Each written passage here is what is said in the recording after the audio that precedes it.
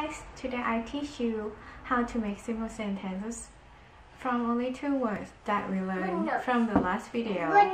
So I start with the structure first. The structure in Thai is subject, verb, and object.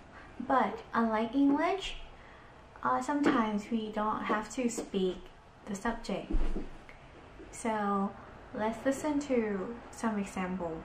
กินข้าว ดูหนัง ไปฟิตเนส ซื้อคอมพิวเตอร์ ขายมือถือ ใช้โน้ตบุ๊ก เลือกเสื้อผ้า เปลี่ยนเสื้อ ใส่รองเท้า And that's it.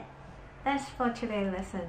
So when you learn more words, you can just mix them just like how the example was. Thank you for watching and I'll see you next video. Don't forget to subscribe for the next videos. Bye bye.